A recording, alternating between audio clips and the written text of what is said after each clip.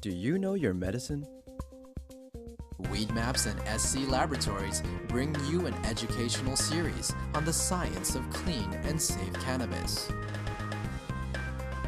Today's cannabinoid profile is on cannabidiol. Cannabidiol, or CBD for short, is the second most prominent compound found in the cannabis plant.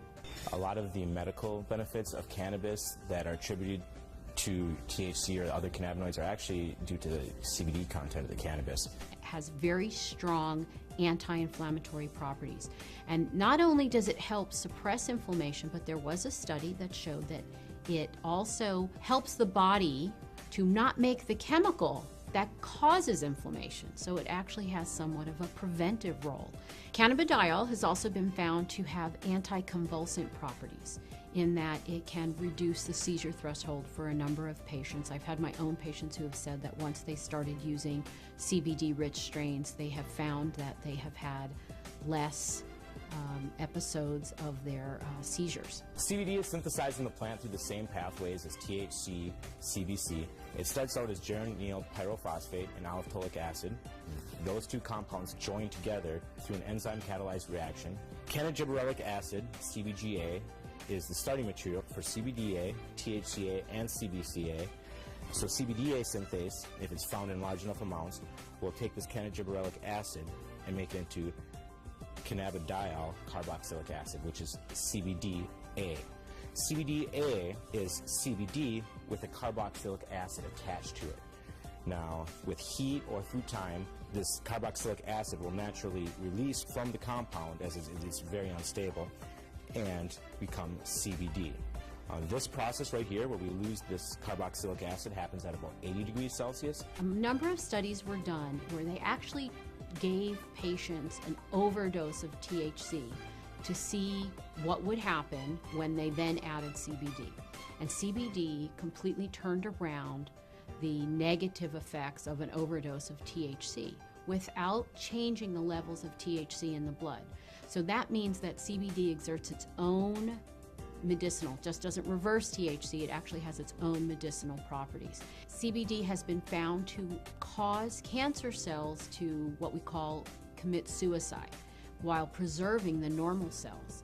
And what appears to happen is it appears to bind to the receptors on the cancer cells, which then induce the cancer cell to kill itself. Cannabidiol has also been found to be what we call biphasic in terms of sleep. So at low doses, it's what we call alerting. It kind of keeps you awake. At higher doses, it can be very sedating and cause you to sleep. But what's nice about that is you can control whether or not you are alert or you're feeling tired. When I started testing cannabis about 2 or 3 years ago, we saw virtually no high CBD plants. Almost every plant we tested was high in THC, anywhere from 10% to 20% THC, with some outliers on either end. Some plants would have maybe 1% CBD at the max, 1.5% CBD at the max. Now that we've been testing for a while, we see anywhere from 8 to 15% CBD and maybe 5 or 6% THC in these strains. Some strains, we get a 50-50 ratio. It can happen in all different ratios, but what it is it's a recessive gene in plants. So we have breeders have to actively go and try and breed this back into these plants and find these high THC plants that might have that high CBD gene locked away and breed them together and see what they find. And really the only way you can know if it's high CBDA is testing. With testing and growers or breeders having access to that knowledge base, we see them coming back and reversing some of the trends of the last 30, 40, 50 years and breeding the CBD back into the plants. Now, there have been a number of studies that have looked at cannabidiol, CBD, exerting a protective property to damaged neurons. And it appears that in the studies, CBD protects the nerves by inhibiting the process by which nerves are damaged. CBD has also been shown to protect against a brain injury when patients or lab animals have had a brain injury. CBD appears to protect the brain from damage that occurred to the nerve cells. The studies have shown that it can actually fight MRSA, which is methicillin-resistant Staph aureus, a notorious bug that is resistant to a number of antibiotics. A topical application of cannabis was able to fight the infection, and the MRSA was eradicated from that infection site.